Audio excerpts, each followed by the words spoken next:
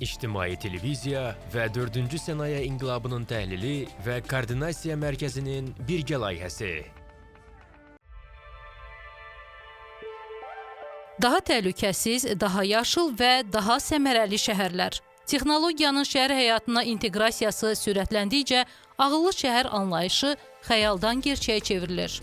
Ağıllı şəhərlərin ənənəvi şəhərlərdən yeganə fərqi ondan ibarətdir ki, orada bugün günümüzdə hamımızın məlumatlı olduğumuz, bəzən də istifadə etdiyimiz rəqəmsal texnologiyalar idarə etmə səviyyəsində tətbiq olunur. Ağıllı şəhərlərdə əsasən əşyaların internetindən, kiberfiziki sistemlərdən, sosial təminatlı kiberfiziki sistemlərdən istifadəyə daha çox üstünlük verilir. Ağıllı şəhərlərin insanların yaşayış şəraitinin yaxşılaşdırılmasına yönəlmiş bir praktikalar olduğunu görərik.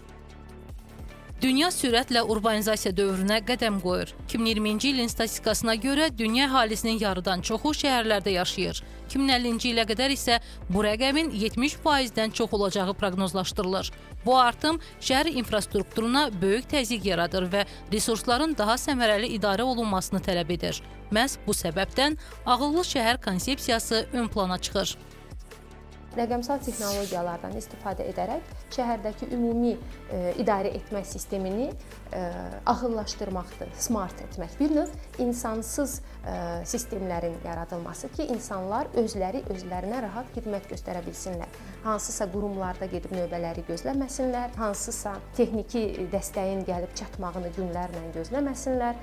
Yəni bu sistemlər üzərindən sifarişlərini qoya bilsinlər. Ağıllı şəhərlərin əsas məqsədi insanların rifahını yaxşılaşdırmaq, enerji vasitələrindən, sudan, digər təbii resurslardan istifadəni maksimum səviyyəyə qaldırmaq. Ağıllı şəhərlər rəqəmsal texnologiyalar, məlumat analitikası və süni intellektdən istifadə edərək şəhərləri daha yaşanılan, ekoloji dayanıqlı və səmərəli edən bir yanaşmadır.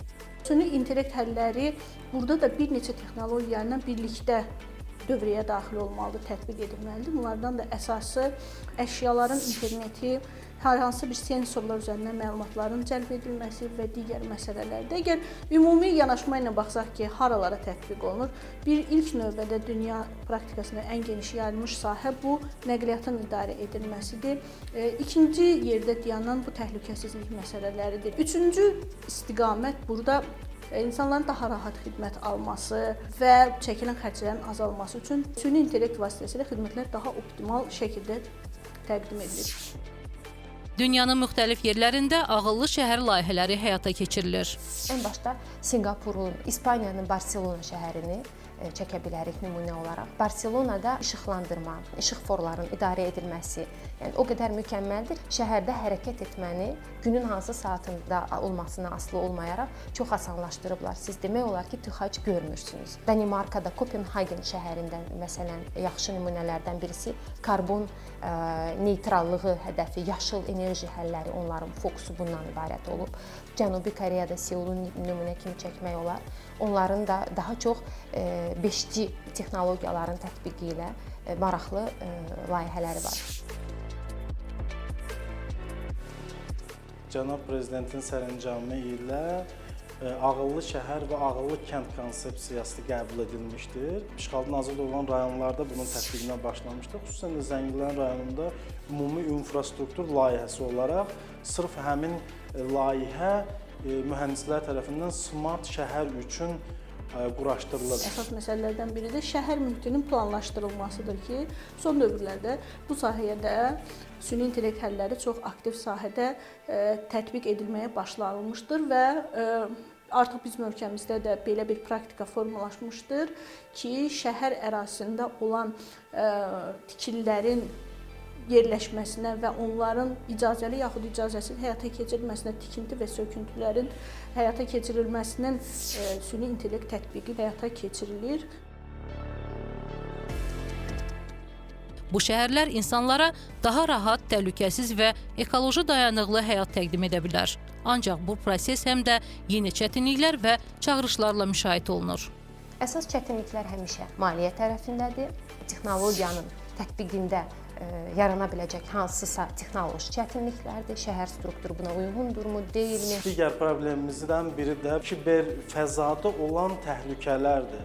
Və əlbəttə ki, bu təhlükələr ağıllı şəhər konsepsiyasında da özünü göstərir. Həmin məlumatlar kiber cinayətkarların əlinə düşməsi, pis niyyətli insanların əlinə düşməsi əlbəttə ki, bu həm dövlət baxımından təhlükəlidir, həm də insanların fərdi həyatı baxımından təhlükəlidir. Buna görə də müəyyən təhlükəsizlik tədbirləri var ki, onlar görülməlidir. Ağıllı şəhərlər artıq reallığa çevrilir. Düzgün planlama və innovativ texnologiyalar sayəsində bu şəhərlər insanlar üçün daha rahat və təhlükəsiz həyat deməkdir. İctimai televiziya və 4-cü sənaye inqilabının təhlili və koordinasiya mərkəzinin birgə layihəsi.